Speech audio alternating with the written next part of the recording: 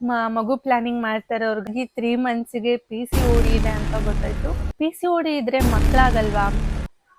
PCOD ಇದ್ರೆ periods problem ಆಗುತ್ತಾ? PCOD ಇದ್ದು ನನಗೆ ತಾಯಿ ಕಾಲ್ ಸಿಗ್ತಾ? PCOD ನಾನು ಹೇಗೆ ಕ್ಯೂರ್ ಮಾಡ್ಕೊಂಡೆ? Hi guys, welcome back to my channel. ನಾನು ನಿಮ್ಮ ಮಾಲಿನಿ ಮುತ್ತುರಾಜ್. ಒಂದು ಬೆಚ್ಚನೆ ಗೂಡಿರಲು ಬೆಚ್ಚಕ್ಕೆಷ್ಟು ಹೊನ್ನಿರಲು ಇಚ್ಛೆ. ಹೇಗಿದ್ದೀರಾ? ಐ ಹೋಪ್ ನೀವೆಲ್ಲರೂ ಚೆನ್ನಾಗಿದ್ದೀರಾ ಅಂತ. ಇವತ್ತಿನ ವಿಡಿಯೋ ನಿಮಗೆ ಒಂದು ತುಂಬಾ ಒಳ್ಳೆ ಇನ್ಫಾರ್ಮೇಶನ್ ವಿಡಿಯೋ ಅಂತ ಅನ್ಕೊಂಡಿದೀನಿ ಗೈಸ್. ನಿಮ್ಗೂ ಕೂಡ ಇಷ್ಟ ಆಗುತ್ತೆ ಅಂತ ಅನ್ಕೊಂಡಿದೀನಿ. ಯಾರೆಲ್ಲ ನನ್ನ ಚಾನೆಲ್ನ ನೋಡ್ತಾ ಇದ್ದೀರಾ, ಫಸ್ಟ್ ಸಬ್ಸ್ಕ್ರೈಬ್ ಮಾಡ್ಕೊಳ್ಳಿ. ಹಾಗೆ ಇನ್ನೂ ನಿಮಗೆ ಒಳ್ಳೆ ಒಳ್ಳೆ ಒಳ್ಳೆ ಕಂಟೆಂಟ್ಗಳನ್ನ ಕೊಡೋದಕ್ಕೆ ಟ್ರೈ ಮಾಡ್ತೀನಿ. ಆದಷ್ಟು ತುಂಬಾನೇ ಯೋಚನೆ ಮಾಡಿ ಕಂಟೆಂಟ್ನ ಕೊಡೋದಕ್ಕೆ ಟ್ರೈ ಮಾಡ್ತಾ ಇದ್ದೀನಿ. ಯಾಕಂದ್ರೆ ನಾನು ಯಾವುದೋ ಒಂದು ವಿಡಿಯೋ ಮಾಡೋದ್ರಿಂದ ನಿಮಗೂ ಏನಾದರೂ ಅಟ್ಲೀಸ್ಟ್ ಅದರಲ್ಲಿ 100% ಅಲ್ಲಿ 1% ಆದ್ರೂ ಯೂಸ್ ಆಗಬೇಕು ಅನ್ನೋದು ನನ್ನ ಆಲೋಚನೆ ಅಷ್ಟೇನೆ. ಯಾರೆಲ್ಲ ನನ್ನ ಚಾನಲ್ ನೋಡ್ತಾ ಇದ್ದೀರಾ, ಪ್ಲೀಸ್ ಸಬ್ಸ್ಕ್ರೈಬ್ ಮಾಡ್ಕೊಳ್ಳಿ. ಹಾಗೆ ನನ್ನ ಎಲ್ಲ ವಿಡಿಯೋಸ್ಗಳಿಗೂ ಸಪೋರ್ಟ್ ಮಾಡಿ. ನಿಮ್ಮ ಸಪೋರ್ಟ್ ನನಗೆ ತುಂಬಾನೇ ಮುಖ್ಯ. Love you. ಓಕೆ ಗೈಸ್, ಇವಾಗ ವಿಡಿಯೋನ ಸ್ಟಾರ್ಟ್ ಮಾಡೋಣ.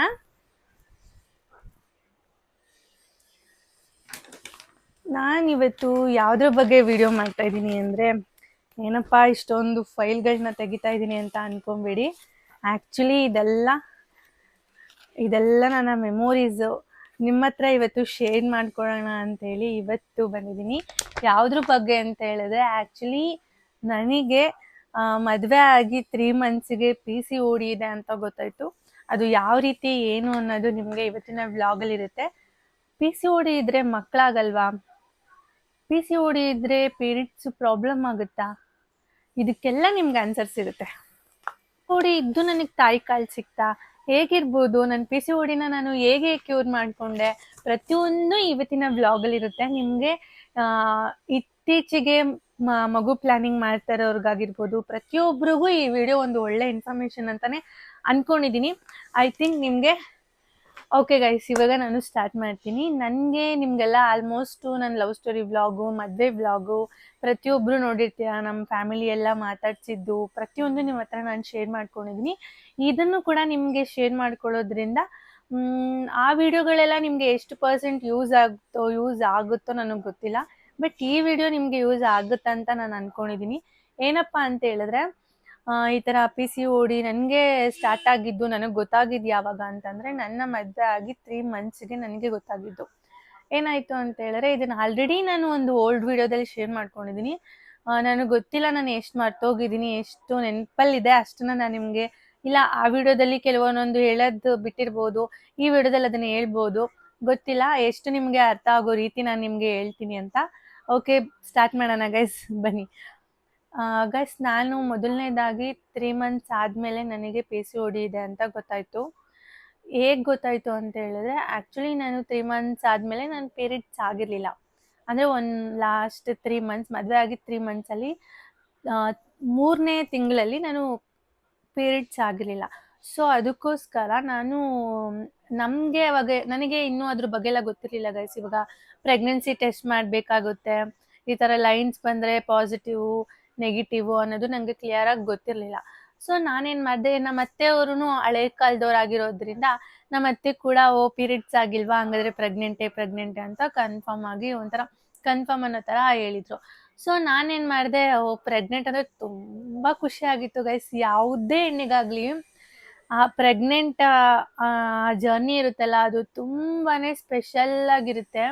ಆ ಥರ ಅಂದಿದ ತಕ್ಷಣ ನನಗೆ ನಾನೇ ಚೇಂಜ್ ಆಗಿಬಿಟ್ಟೆ ಗೈಸ್. ಹೆಂಗೆ ಅಂದರೆ, ನಾನು ಪ್ರೆಗ್ನೆಂಟು, ಹುಷಾರಾಗಿರಬೇಕು, ಸೇಫ್ ಆಗಿರಬೇಕು, ನಾನೇ ಸ್ವಲ್ಪ ಸೇಫ್ ಆಗಿರೋ ಥರ, ಯಾವಾಗಲೂ ಸೇಫ್ ಆಗಿರಬೇಕು, ನಿಧಾನಕ್ಕೆ ಕುತ್ಕೋಬೇಕು, ನಿಧಾನಕ್ಕೆ ಓಡಾಡಬೇಕು, ಆ ಥರ ಎಲ್ಲ ಸ್ಟಾರ್ಟ್ ಮಾಡ್ಕೊಂಡೆ ಗೈಸ್. ಅದಾದಮೇಲೆ 1 ಮಂತ್ ಆಯಿತು. 1 ಮಂತ್ ಆದಮೇಲೆ ನನಗೆ ಯಾವುದೇ ರೀತಿಯ ಸಿಂಪ್ಟಮ್ಸ್ ಏನೂ ಇರಲಿಲ್ಲ. ಅಂದರೆ ವಾಮಿಟಿಂಗ್ ಸೆನ್ಷನು ಆ ಥರ ಎಲ್ಲ ಇರುತ್ತಲ್ಲ ಪ್ರೆಗ್ನೆನ್ಸಿಯಲ್ಲಿ, ಆ ಥರ ಏನೂ ಇರಲಿಲ್ಲ. ಅಂದರೆ ನನಗೆ ಫಸ್ಟ್ ಟೈಮ್ ಆಗಿರೋದ್ರಿಂದ ನನಗೇನೂ ಗೊತ್ತಾಗ್ತಿರ್ಲಿಲ್ಲ.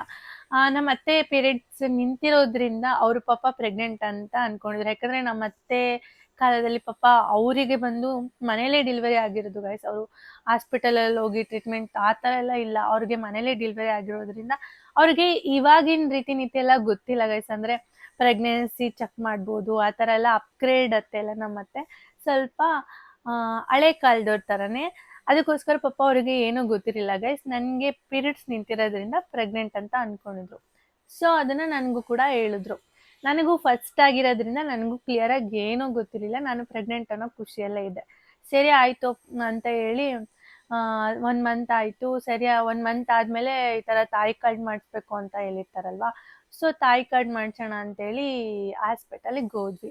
ಅವತ್ತೇನಾಯಿತು, ನಾನು ನನ್ನ ಹಸ್ಬೆಂಡು, ನಮ್ಮ ಅತ್ತೆ, ನಮ್ಮ ಮಾವ ಇಷ್ಟು ಜನನು ಹಾಸ್ಪಿಟಲಿಗೆ ಹೋದ್ವಿ ಗೈಸ್.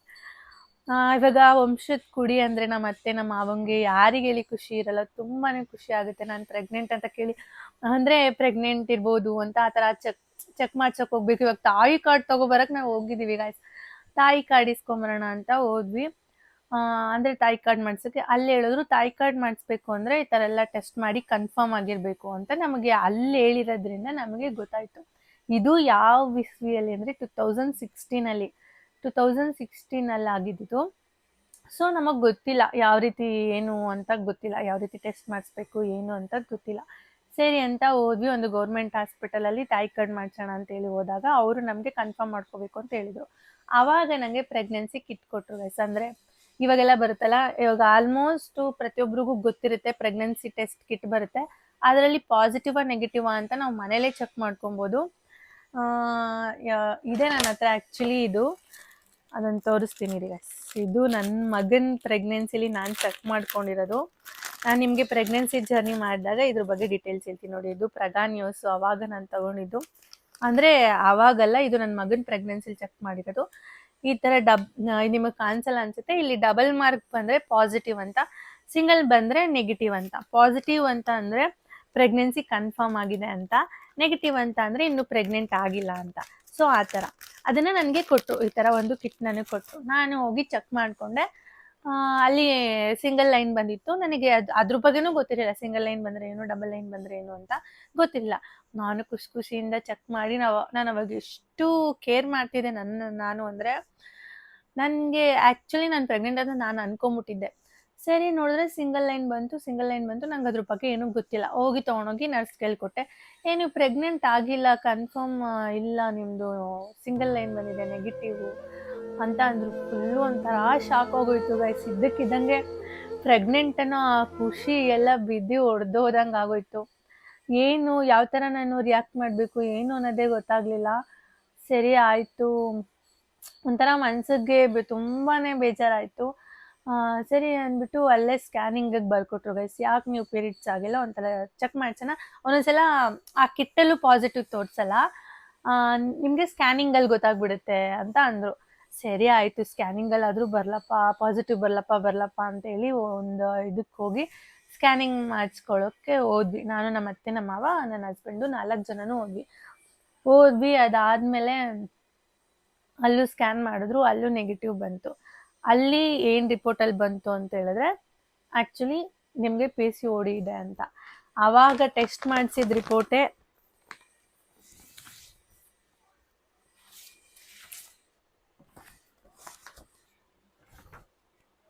ಇದೆ. 28/7/2016 ಆವಾಗ ಚೆಕ್ ಮಾಡಿಸಿದ ರಿಪೋರ್ಟ್ ಇದು, ನನಗೆ PCOD ಇದೆ ಅಂತ. ಇದರಲ್ಲಿ ಕ್ಲಿಯರಾಗಿ ಗೊತ್ತಾಗುತ್ತೆ ಗೈಸ್, PCOD ಇದೆ ಅಂತೇಳಿ. ಈ ರಿಪೋರ್ಟಲ್ಲಿ ಬಂತು, ಪಾಲಿಸಿಸ್ಟಿಕ್ ಓವರೀಸ್. PCOD ಅಂದರೆ ಅದಿದೆ ಅಂತೇಳಿ ಬಂತು ಗೈಸ್ ನನ್ನಲ್ಲಿ. ಆವಾಗ ಅದಂದರೆ ಏನು ಅಂತಲೇ ನಂಗೆ ಗೊತ್ತಿಲ್ಲ. ಅವ್ರು ಯಾವ ರೀತಿ ಹೇಳಿದ್ರು ಅಂದರೆ, ಅವಾಗೆಲ್ಲ ನಮಗೆ PCOD PCOS ಅಂದರೆ ಏನು ಅಂತ ಗೊತ್ತಾಗ್ತಿರ್ಲಿಲ್ಲ. PCODಗೆ ನನಗೆ ಸಿಮಿಲಾರಿಟಿ ಗೊತ್ತಿಲ್ಲ ಗೈಸ್. ಏನಂದರೆ PCOS ಇರೋರಿಗೆ ಪ್ರೆಗ್ನೆನ್ಸಿ ಚಾನ್ಸಸ್ ಕಡಿಮೆ ಅಂತ ಹೇಳ್ತಾರೆ. ಆದರೆ PCOD ಇರೋರಿಗೆ ಆ ಥರ ಕ್ರಿಟಿಕಲ್ ಕಂಡೀಷನ್ ಏನು ಇರಲ್ಲ, ಮಗು ಆಗುತ್ತೆ, ಏನು ತೊಂದರೆ ಇರಲ್ಲ ಅನ್ನೋ ರೀತಿ ಆ ಥರ. PCOD ಅಂತ ನಮಗೆ ಕ್ಲಿಯರಾಗಿ ಅವ್ರು ಆ ಥರ ಹೇಳಲಿಲ್ಲ, ನಿಮ್ಮ ಹೊಟ್ಟೆಯಲ್ಲಿ ನೀರುಗುಳ್ಳೆ ಆಗಿದೆ.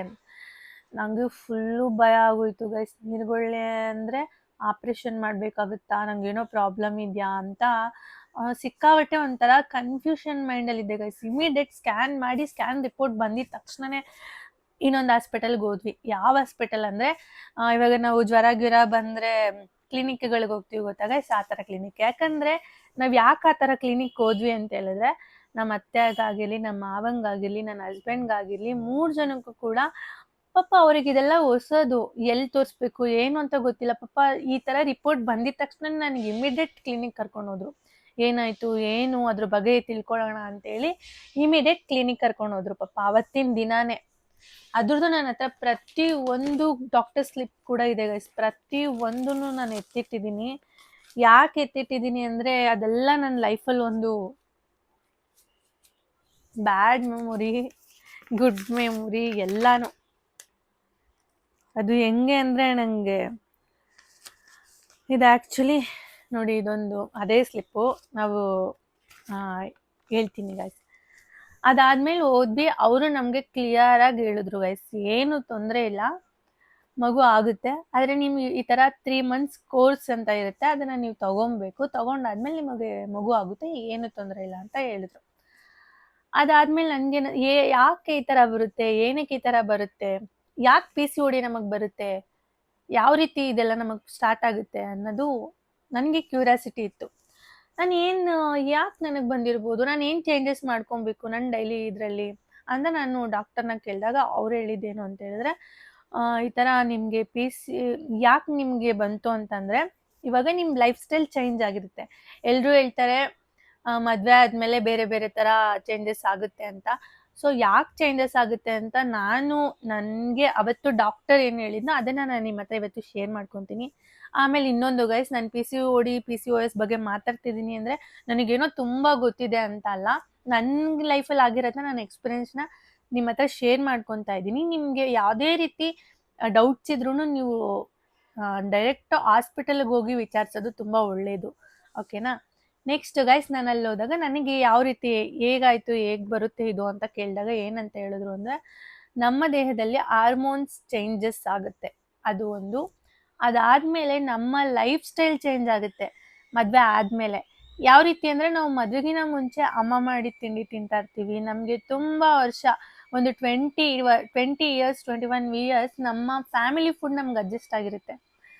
ಯಾವಾಗ ನಾವು ಬೇರೆ ಒಂದು ಫ್ಯಾಮಿಲಿಗೆ ನಾವು ಬಂದಾಗ ಆ ಫ್ಯಾಮಿಲಿ ಫುಡ್ಡೇ ಬೇರೆ ಥರ ಇರುತ್ತೆ. ಅಂದರೆ ಇವಾಗ ಎಕ್ಸಾಂಪಲ್ ಹೇಳ್ತೀನಿ, ನಮ್ಮ ಮನೆಯವರು ಇವಾಗ ತೀರಾ ಸಪ್ಪೆ, ಉಪ್ಪು ಸ್ವಲ್ಪ ಕಮ್ಮಿ, ಖಾರ ಸ್ವಲ್ಪ ಕಮ್ಮಿ ತಿಂತಾರೆ. ನಮ್ಮ ಅತ್ತೆ ಮನೇಲಿ ಆ ಥರ ಅಲ್ಲ, ಅವ್ರು ಮಂಡ್ಯದವ್ರಾಗಿರೋದ್ರಿಂದ ಸ್ವಲ್ಪ ಖಾರ ಜಾಸ್ತಿ, ಉಪ್ಪು ಖಾರ ಜಾಸ್ತಿ ತಿಂತಾರೆ ಗೈಸ್. ನಿಮ್ಗೆಲ್ಲರಿಗೂ ಆಲ್ಮೋಸ್ಟ್ ಗೊತ್ತಿರುತ್ತೆ, ಉಪ್ಪು ಖಾರ ಜಾಸ್ತಿ ತಿಂತಾರೆ.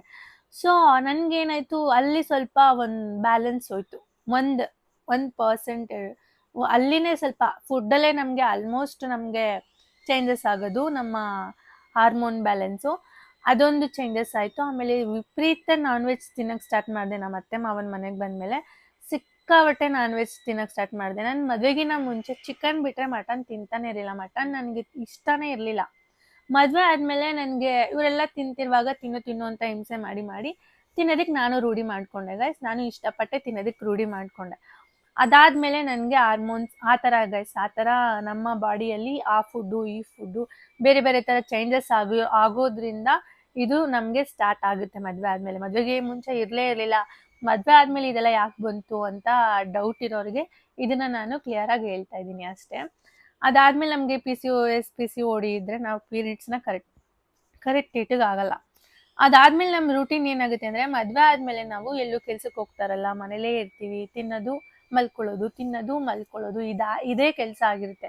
ಎಷ್ಟೇ ಕೆಲಸ ಇದ್ರೂ ಮನೇಲಿ ಅಂಥ ಕೆಲಸ ಏನಿರಲ್ಲ ಗೈಸ್. ಮನೇಲಿ ಏನು ಸಣ್ಣ ಪುಟ್ಟ ಕೆಲಸ ಇರುತ್ತೆ, ಅದಾದಮೇಲೆ ನಾವು ಸ್ವಲ್ಪ ರೆಸ್ಟೇ ತೊಗೊತಾ ಇರ್ತೀವಿ ಜಾಸ್ತಿ. ಸೊ ನನಗೇನಂದರೆ, ಮದುವೆಗಿನ ಮುಂಚೆ ನಾನು ಕೆಲ್ಸಕ್ಕೆ ಹೋಗ್ತಾ ಇದ್ದೆ, ಕೆಲಸ ಆಯಿತು, ಮನೆ ಆಯಿತು, ಊಟ, ಆ ಥರ ಒಂಥರ ಬ್ಯುಸಿ ಶೆಡ್ಯೂಲ್ ಇತ್ತು. ಇದರಲ್ಲಿ ನನಗೆ ಇಲ್ಲಿ ಬಂದಮೇಲೆ ಸ್ವಲ್ಪ ಆರಾಮು, ಫ್ರೀ, ಜಾಸ್ತಿ ರಿಲ್ಯಾಕ್ಸ್ ಮಾಡಿದ್ದೀನಿ.